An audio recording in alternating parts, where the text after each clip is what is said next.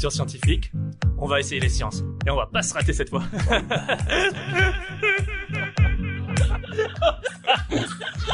Voilà, on a mis tout le budget dans les jingles. Vous avez samplé le rire de Chaud et mis un petit peu de reverb dessus, quoi. Attends, je peux te dire, ça c'est l'effet papillon, il va se passer des trucs incroyables. Un tsunami. On apprend un tsunami. Ah, ce serait possible ça en plus en Alsace. On découvre tous ensemble les jingles, c'est ça? Ouais. Ah, c'est génial. Aïe. Ok. Mais oui, ce jingle. On aime bien les musiques libres de droit, on peut la laisser un peu peut-être. Écoutez, tranquillement. Non, on va commencer. Faire profiter les gens. Ah, c'est les fêtes de Noël, les gars. Le plaisir du froid qui revient, de faire des anges dans la neige, ou même d'écrire son prénom pour ceux qui peuvent le faire. On se souvient tous de cette période. Du marché de Noël, du vin chaud, des brédeleux, de la vague de touristes nous empêchant de nous déplacer dans le centre-ville. Mais des choses restent. Déjà, t'as eu ton Noël. Mais aussi que l'on a au moins une fois chez soi à cette période. Pour certains, on le range et des fois, on l'oublie même. Et non, je ne parle pas de la relance des impôts, mais du sapin de Noël. Non, je parle à tout le monde, putain. C'est fini? Non, ça fait juste de commencer. Assis-toi bien. Se promener en forêt dans les Vosges entre ces magnifiques sapins, en avoir un chez soi que vous récupérez chaque année ou que vous avez en plastique de votre grand-mère depuis des générations et que vous créez vous-même, sinon. Mais le sapin a toujours été un symbole de Noël et ceci depuis très longtemps. Faisons un petit retour. Le sapin de Noël est une tradition d'origine païenne. L'arbre a été considéré comme un symbole de renouveau à la vie dans la période antique et médiévale avant que ce symbole soit assimilé par le christianisme. Apparu dans les pays scandinaves et germaniques, il était symbole du protestantisme des familles bourgeoises. On le décorait déjà avec différents objets évoluant au cours des siècles. Centre-toi, Sean. C'est au cours du XVIIe siècle que le sapin de Noël se répand dans les villes et les campagnes, surtout dans les pays germaniques, se généralisant dans l'Europe puis l'Amérique à partir du XIXe siècle. La tradition est mentionnée au XVe siècle. Et à votre avis, là, je vous pose la question à vous. Vas-y. À votre avis, en France, où est-ce qu'elle est la première fois qu'on en parle? Du sapin? Du sapin? En Alsace? Ah, bah oui, exactement. Bah voilà! La première mention est en Alsace, et plus précisément à Strasbourg en 1492. L'œuvre Notre-Dame a un jet neuf. Après, on en entend un peu encore reparler à Saverne, un siècle après, en 1521, et à Célestat. Et c'est pas pour rien qu'on a un des plus gros sapins de Noël qui est Place Kléber. Est-ce que c'était ce son que tu voulais entendre? Non, c'était le vent dans les arbres. Mais attends, je vais le faire. Merci beaucoup. Mais notre sapin, que l'on connaît si bien, est pour la majorité des épicéas. Arbres moins chers et poussant plus rapidement, que l'on trouve où? À votre avis? Les épicéas? Ouais. Chez Ikea? Dans les Vosges. Ah, pardon. C'est pas mauvais. Il a presque... Cet arbre mesure, ouais, c'est vrai en plus, c'est dans les Vosges. Cet arbre, il mesure généralement entre 35 à 40 mètres de hauteur. Certains spécimens peuvent mesurer jusqu'à 60 mètres. Waouh! J'allais faire une blague, mais je vais pas la faire en fait, je préfère éviter. Ouais. Mais c'est surtout l'âge qui est étonnant. Oubliez un peu la durée de vie d'un vieux sapin de Noël que vous avez, genre, et que vous mettez dans un vieux sac poubelle. Le plus vieux, il se trouve en Suède. Il a 9550 ans. C'est le Old Chico. Old Chico. Old Chico, ouais, Comme, ouais. ce qui veut dire en suédois. Bah, je sais pas du tout, mais ce qui est sûr. Vieux sapin. Ah, Old Chico. Ah ouais? Ouais. Ah, super, je le savais pas, ça, merci. Tu parles suédois, Joe? Je parle le wiki bullshit, surtout. Ou est-ce que c'est un nom d'un meuble? Ouais, c'est ce que j'allais dire. Si vous, à un moment, vous trouvez ce nom en tant que meuble à Ikea, vous savez d'où ça vient, hein. Oh.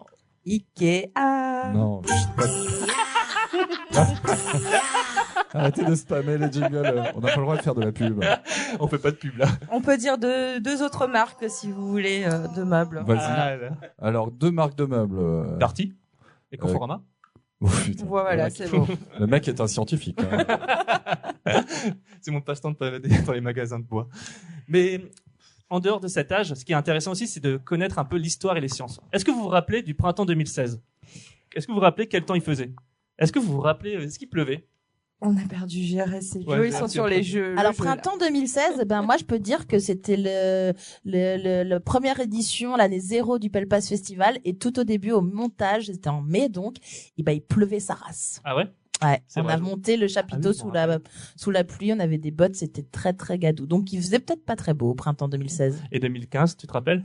Et oh, Non. je vais peut-être pas aussi loin dans Non. mon cerveau. Bah, c'est vrai. Si, il faisait bon 2015, non? Je sais pas.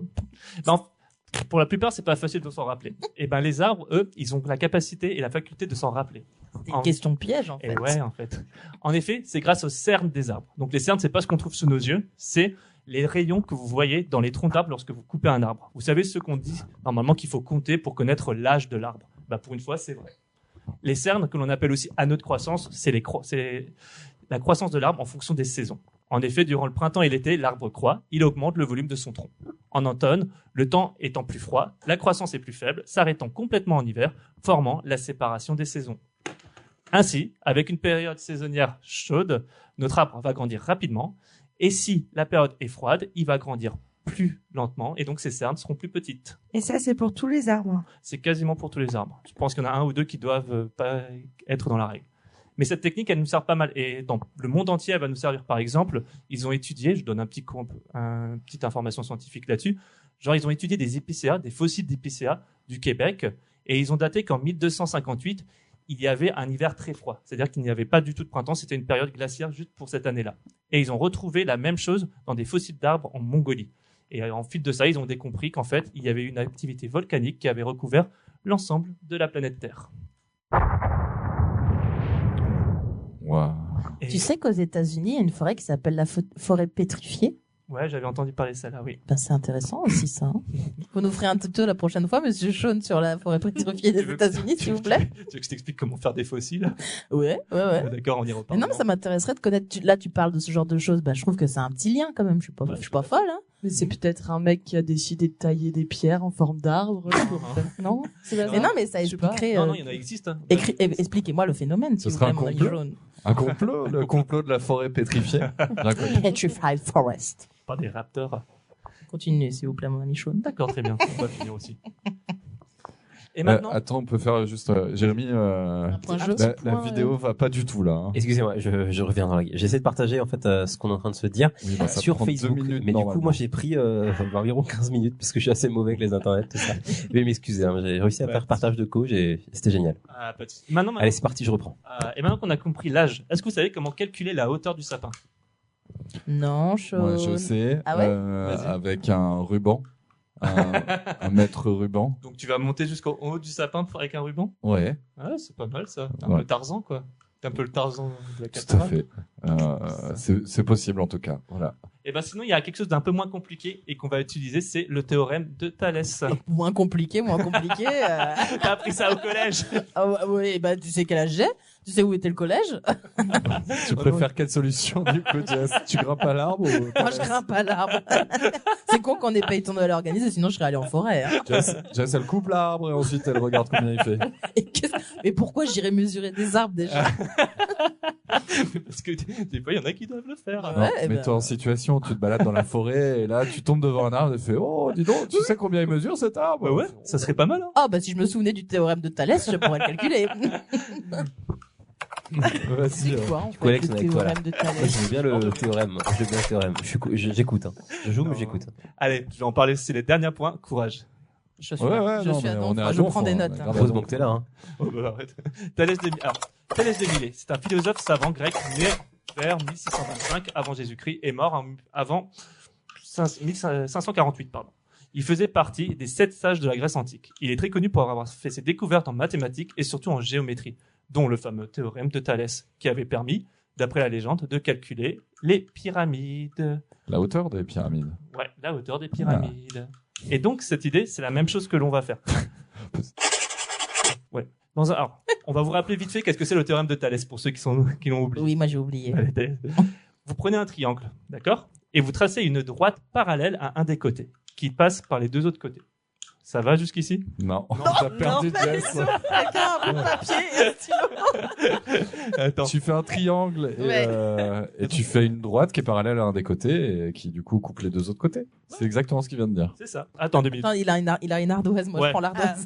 Attends. En fait, quand tu prends un gros bout de brie, par exemple, c'est ça. Tu et vois? que tu coupes la pointe. Ah ouais, d'accord, j'ai compris. Ça a été très compliqué, hein. Ça fait un A, sauf que tu mets une barre en bas. Oui. Voilà. J'ai. Voilà, c'est ça. Et ben quand on a ça maintenant avec ce théorème, on peut calculer en fonction de la proportion. Attends, c'est le moment peut intelligent. Ah, c'est clair. Gérès en a rien à battre. Complètement cette fois. Totalement.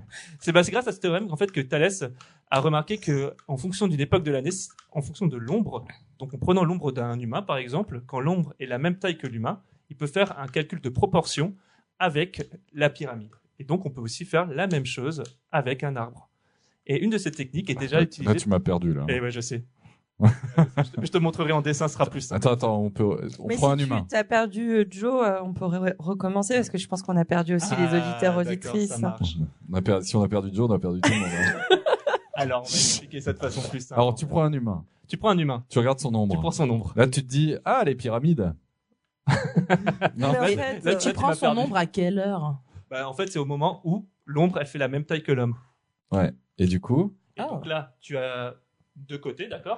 Deux ah, points. et du coup, tu peux dire que l'ombre de la pyramide, elle doit faire la même taille que la pyramide, c'est ça? Et en fait, tu calcules juste l'ombre de la pyramide, et donc après, tu peux calculer la hauteur. Parce que c'est juste un calcul Et en comment quoi. tu Ok, fais d'accord. pour calculer la hauteur de l'ombre pour être sûr que c'est à la même hauteur que ta taille? Tu, Que à t'es vue sûr- d'œil. Ah, à hein, vue d'œil, hein, ok. Oui, voilà, c'est ça. grosso modo, hein, Ouais, on est on pas va- à 300-400 mètres près. On n'est pas à donc, 3 cm près, hein, je pense. Et Sean, du coup, il y a vraiment des gens qui sont payés à aller calculer l'ombre d'un arbre. C'est l'Office national des forêts. Ah ouais, ok. Mais en fait, bah, ils font, heureusement. ils calculent, Ouais, c'est fou. ils calculent pas avec l'ombre, mais ils calculent d'une autre façon avec le théorème de Thalès aussi.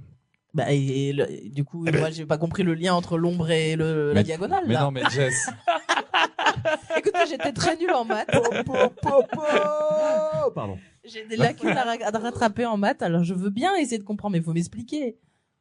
Longtemps. Ouais, c'est pas moi. Ouais, c'est à moi de l'expliquer, je le sais, hein, t'inquiète. Mais et Joe, t'as compris cette histoire Non, de Thalès non, pour mais l'arbre? j'attends. Ah. J'ai l'impression qu'on n'y est pas encore arrivé. Hein. Bah si, mais c'est la même façon de faire.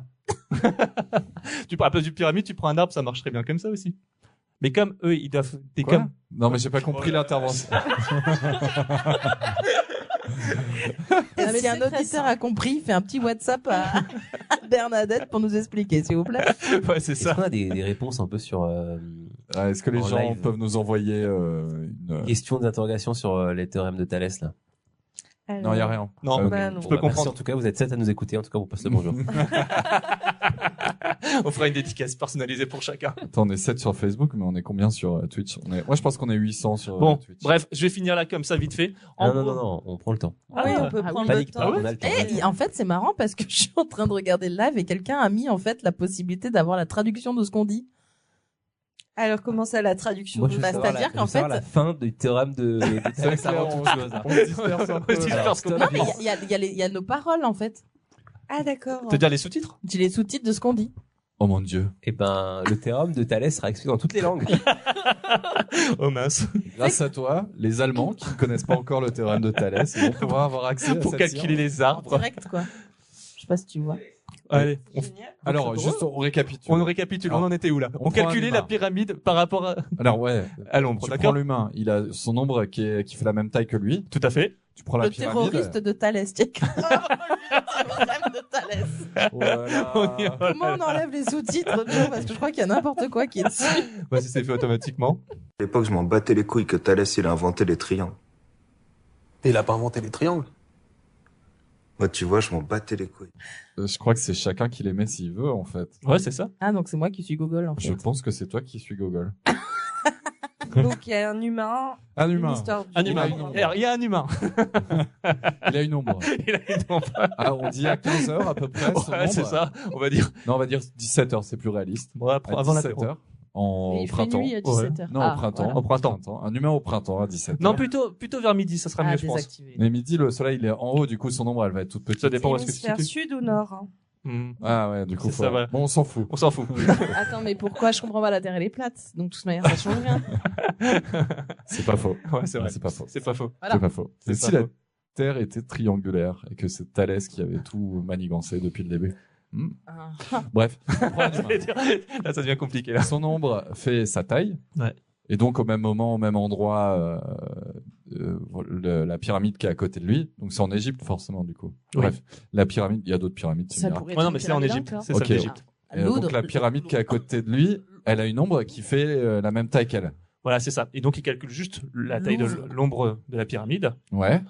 Et il se calcule sa taille à lui, sa taille humaine, et son nombre à lui, d'accord? Ouais. Donc là, il a 3 données, Ok. ok?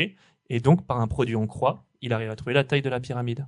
Mais s'il a la taille de l'ombre et qu'il sait que l'ombre de la pyramide fait la taille de la pyramide, il n'a pas besoin de faire un produit en croix. Ah, là, t'as perdu Alexandre. Bien joué. Attends, non, il doit y avoir un truc. Non, ça marche pas comme ça. Ça Ah marche oui. pas comme ça. Bon, Thalès, si tu nous écoutes, est-ce que Thalès est connecté? Je crois pas. Bref, bah, vas-y, finis l'histoire. Oh ben en fait l'histoire est quasiment finie, je crois que là elle est bientôt finie l'histoire. Mais en gros, bon si en ce moment la géométrie ça vous hérisse le poil, vous pouvez toujours vous pencher sur autre chose au niveau de l'héritage de la Grèce, que ça soit les sciences, la philosophie ou la démocratie. Et je crois qu'en ce moment on en a bien besoin. Pop, pop, pop, pop, pop. Allez, viens! C'est pourri, gamin! Je crois que ça finit très bien le truc. Merci. Bah, merci beaucoup à toi. C'est quoi ce jingle incroyable là? C'est moi qui l'ai fait, je trouvais ça marrant. Maëlys au freestyle, tes jingles. Alors, je pense que tu vas plus jamais revenir pour faire une chronique dans le Pelpas Radio Club, du coup. Ah merde, pourquoi? Bah non, je sais pas, ça va, c'est bon, t'as pas trop posé trop de questions, hein. Ah bah non, au contraire, c'est Ok, le but, hein. c'est parfait. Bah, vous ça pouvez doit comprendre. retrouver le Alex Shaun à 20h. Shaun. Pour son tuto scientifique en direct le jeudi 17 décembre à 20h. Promis, on fera pas de mathématiques, on fera de la neige. J'espère bien. Mais ce sera évidemment toujours l'occasion de réécouter ce petit jingle. Ah. Culture scientifique, on va essayer les sciences. Et on va pas se rater cette fois.